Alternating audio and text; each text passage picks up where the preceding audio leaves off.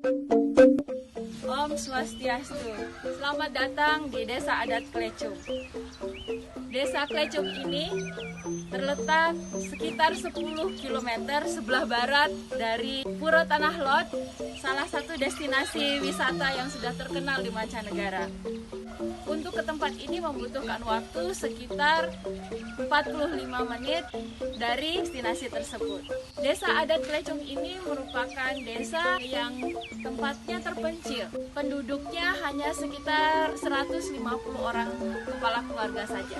Dan di desa ini kebanyakan dari penduduknya berprofesi sebagai petani ataupun nelayan. Sebenarnya hal yang menarik dari Desa Adat Klecung ini adalah nama Klecung itu sendiri.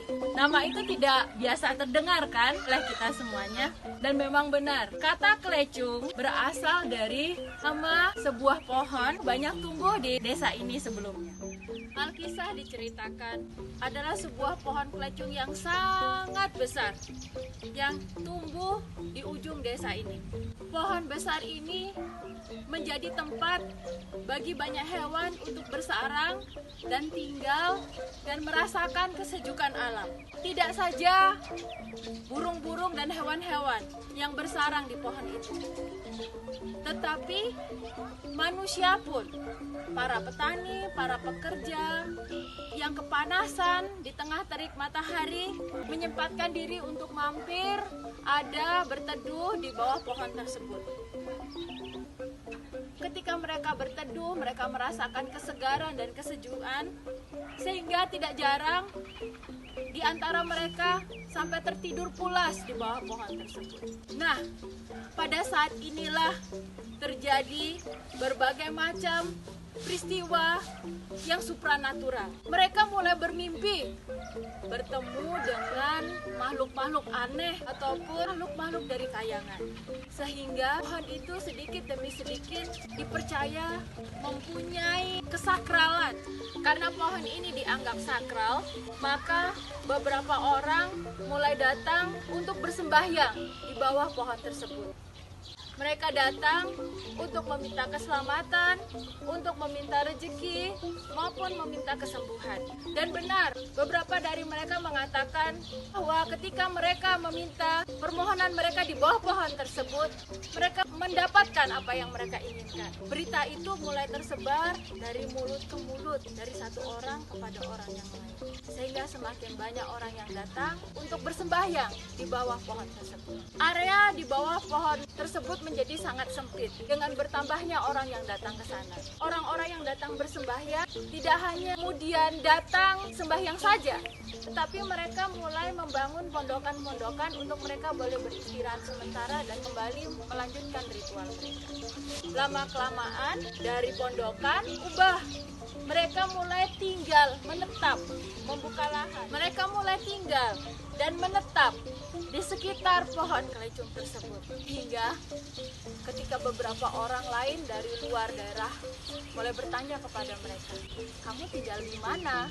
"Saya tinggal di sekitar pohon Klecung." Dan lama-lama mereka mulai mengatakan, "Saya tinggal di Klecung." Itulah asal mula daerah ini mengapa disebut dengan Desa Adat Klecung.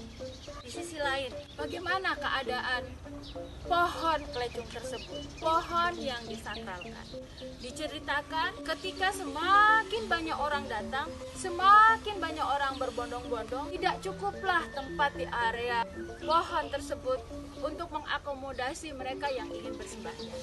Akhirnya mereka membuat kesepakatan untuk membangun sebuah pelinggih atau pura di tempat yang lebih luas di sebelah dari pohon Klecung tersebut. Dan diadakanlah upacara untuk memindahkan para dewata yang ada di pohon besar tersebut ke dalam pelinggih itu.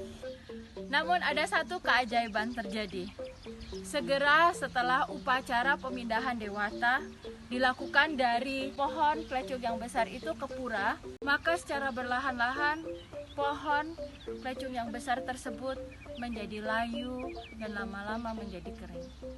Dipercaya sampai saat ini bahwa dewata yang ada di pohon besar tersebut sudah pindah ke dalam pura, dan pura tersebut sampai saat ini masih ada di desa kami. Dan pura itu disebut dengan Pura Desa. Disitulah diletakkan lontar tentang sejarah nama Klecung dan sejarah keberadaan orang di sekitar daerah. Dan di masa sekarang ini kita masih beruntung karena masih ada beberapa pohon Klecung tumbuh di sekitar daerah kami di desa ini.